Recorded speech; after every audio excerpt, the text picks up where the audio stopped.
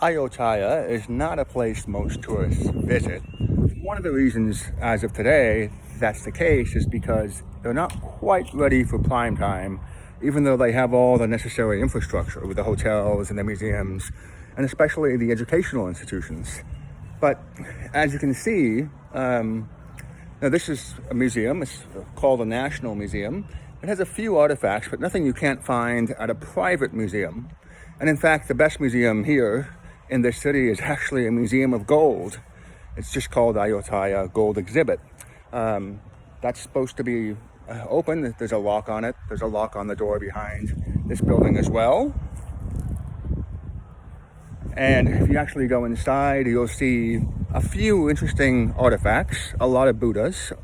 But as you can see back over here, there's a lot that's sort of kept behind lock and key. Let me try to get a little bit closer for you. So right behind me, you've got a lot of different structures locked up. But I want to show you this one here, which is really nice.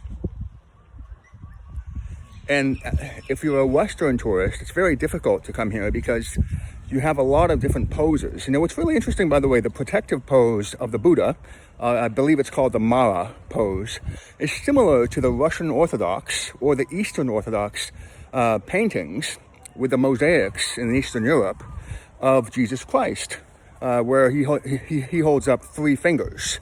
Which is very different from the Catholic version and the Protestant and other similarly related Western depictions of Jesus Christ. So was there an overlap? Who knows? Again, at some point you have to be an expert on religion and history in order to make sense of all the different things you see. One of the other issues with Ayutthaya is that almost everything here is only about, all the buildings at least, are only about 200 or so years old, simply because the Burmese sacked the city quite some time ago, and they destroyed it. And you ask yourself, why would they do that? It's such a rich city. Well, that's precisely why. They were looking for treasure. They were looking for all the gold. And like every empire, these people managed to successfully hide some of it in crypts, in basements that would go down 3 or 4 meters into the ground. And so obviously the Burmese did not find all of it. So I suppose they cut off some Buddha heads and took them back with them. But this was probably the richest city in the area for quite some time, hundreds of years. And like every empire, it had all the hallmarks of it: diversity, flourishing economy, peace with its neighbors, and so on and so forth. Didn't save them in the end. But when you ask yourself, why would an invading army destroy everything when they showed up, especially when they see how beautiful it is and how successful it was?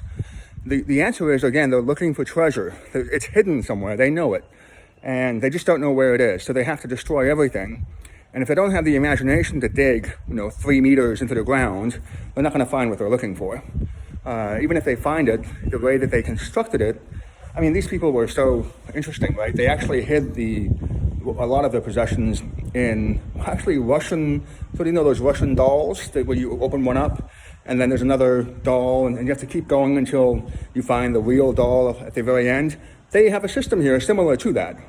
They had these cones, I think bronze, and they would just simply cover it. So even if you manage to go down 3 meters, even if you manage to dissect, you have to actually, then you got to open the box. It's put together like some sort of Jenga, puzzle. And once you open the box, then you've got to, uncover all these things. So it was more of a protective. The covers were more, the conical covers were more of a protective device. But I would say because of all the different food markets and the comparative pricing with Bangkok, which is more expensive in Bangkok, I would say you should come here for a couple of nights. It's peaceful, as you can see. It is peaceful.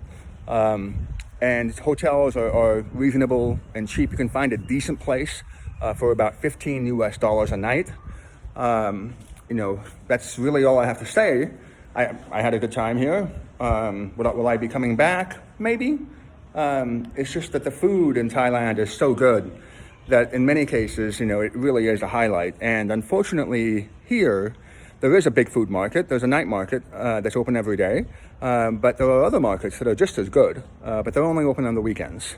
So the one thing if you want to stay somewhere, you probably want to stay nearby the night market. This is probably the only country I've been to where I can say the night markets have been impressive, or the food markets have been impressive.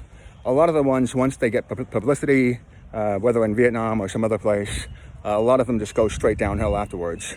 But not in Thailand. I should stay not north of Bangkok so far, as I can tell.